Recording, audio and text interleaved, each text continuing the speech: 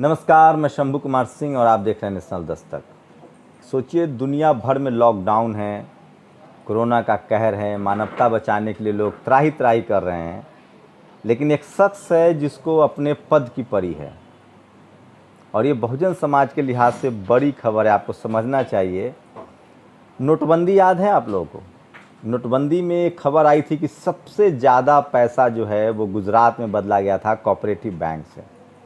आप सब लोग जानते हैं कि कई सारे बिजनेसमैन हैं जो गुजरात बेस्ड हैं, जो देश से भाग गए। मैं किसी रीजनलिज्म की, क्षेत्रवाद की बात नहीं कर रहा हूँ, लेकिन मैं आज जो बात कहने जा रहा हूँ, जो खुलासा करने जा रहा हूँ, वो बहुत चौंकाने वाला है।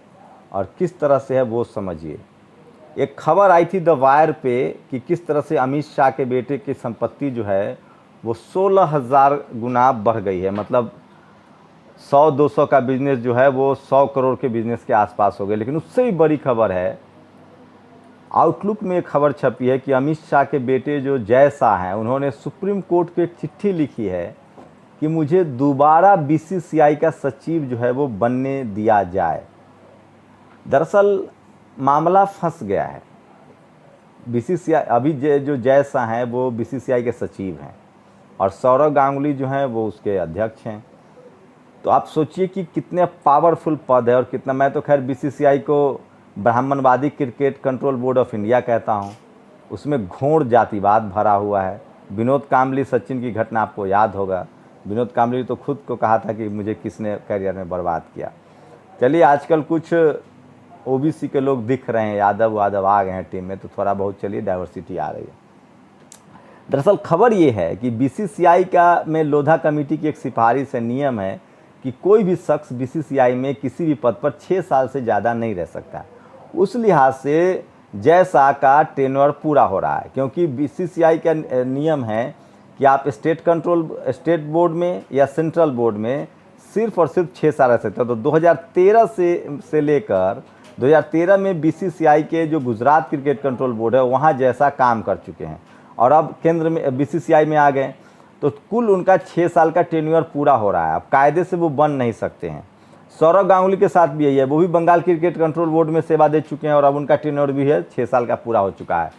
राज्य और बीसीसीआई मिला के, स्टेट क्रिकेट कंट्रोल बोर्ड और बीसीसीआई कंट्रोल बोर्ड दोनों को मिला लीजिएगा तो दोनों में मिला के 6 साल से ज़्यादा होना नहीं चाहिए। लेकिन अमित शाह चाहते हैं, माफ़ कीजिएगा, अमित शाह के बेटे जय शाह चाहते हैं कि उनका ये नियम बदल दिया जाए। तो नियम बदलने में लोग मास्टर हैं। ये नियम बदल दिया जाए ताकि वो सचिव बने रहे, और इसके लिए उन्होंने सुप्रीम कोर्ट को चिट्ठी लिखी है, क्योंकि अब लीगल उनको तो चाहिए। तो लोधा कमेटी की ये सिफारिश है कि आप 6 साल से ज़्यादा नहीं रह सकते हैं, लेकिन ये चिट्ठी लिखी। अब देखते हैं कि सुप्रीम कोर्ट का फैसला क्या आता है। और जैसा 7 मई को उनका कार्यकाल खत्म हो चुका है और अभी फ़िलहाल जो केंद्रीय मंत्री हैं अनुराग ठाकुर, उनके जो भाई हैं वो इस पूरे धूमल ठाकुर जो हैं वो पूरा काम देख रहे हैं। तो ये भाई भतीजावाद नहीं है, सिर्फ मायावती, अखिलेश को जो लोग आरोप लगाते हैं, तो इन लोग का जो जातिवाद है वो कितना महीन काम करता है वो सोचिए। उनके पिताजी सीएम, बेटा कैबिनेट मिनिस्टर, पहले बीसीसीआई में भी रहे हैं अनुराग ठाकुर, अब उनके भाई हैं।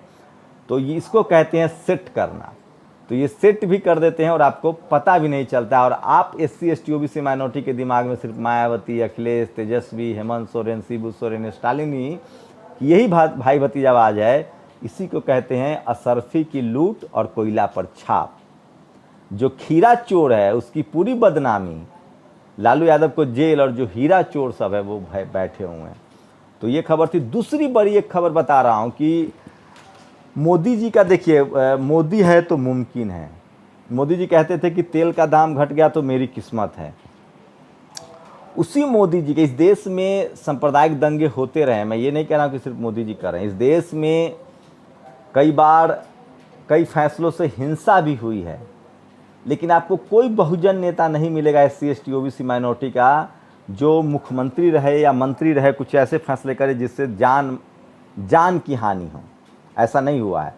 सोचिए, जब मंडल कमीशन लागू हुआ था तो एक शख्स ने दिल्ली यूनिवर्सिटी में खुद को जला लिया था। उसके बाद वो इंटेंसिटी बहुत थी, उसके बाद कोई नहीं। लेकिन हमारे देश के जो प्रधानमंत्री हैं उनके बारे में है कि उनसे बहुत, लेकिन पहले मैं छोटा वाला बता दूं। इंदिरा गांधी की हत्या होती है, राजीव गांधी जब प्रधानमंत्री बनते हैं उनका जब बयान आता है तो एक नरसंहार होता है, सिखों का कत्ल होता है, तो वो एक बड़ा दंगा था। उसके बाद कांग्रेस के राज में मुसलमानों के खिलाफ बड़े दंगे होते हैं।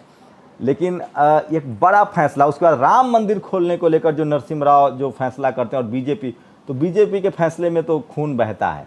कल्याण सिंह मुख्यमंत्री थे, मुख्यमंत्री से उनको इस्तीफा देना पड़ता है जब बाबरी विध्वंस होता है। आप सोचिए किस तरह की चीज़ें होती हैं।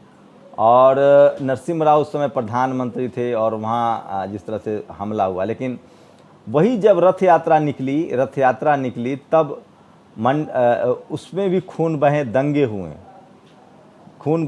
लेकिन लालू यादव ने उस दंगे को रोका और उसकी कीमत आज तक वो चुका रहे हैं। आडवाणी जी को उन्होंने जेल में डाला। खैर, लालू यादव ने कहा था कि आडवाणी जी आपने जितने अनैतिक काम, अमानवीय काम किए हैं ना राजनीति में, आपने जिस तरह से लाशों बिछवाई हैं, आप कभी प्रधानमंत्री नहीं बनेंगे, और वही हुआ, वो नहीं बन पाए। अब नरेंद्र मोदी की बात करेंगे तो गोधरा दंगा आप सब जानते हैं किस तरह से वो जब मुख्यमंत्री थे तो गोधरा दंगा हुआ और हजारों लोग की जान गई। चलिए उसको तो सांप्रदायिक दंगा कह के आप खारिज कर देंगे, लेकिन मोदी जी पहले प्रधानमंत्री हैं जिनके कई ऐसे बड़े फैसले उन्होंने लिए जिसमें लोग की जान गई है। जैसे पहला फैसला नोटबंदी था। नोटबंदी में 100 से ज़्यादा लोगों की मौत हुई, अपने ही पैसे के लिए लाचार बेबस लोग मारे गए। उसके बाद लॉकडाउन का जो उन्होंने फैसला किया, तो बीमारी तो कोरोना थी ही, लॉकडाउन जो भी था, लेकिन उनके इस फैसले की वजह से एक्सीडेंट हो, भूख हो, पैदल चलने से भी 100 से ज़्यादा लोगों की मौत हुई है।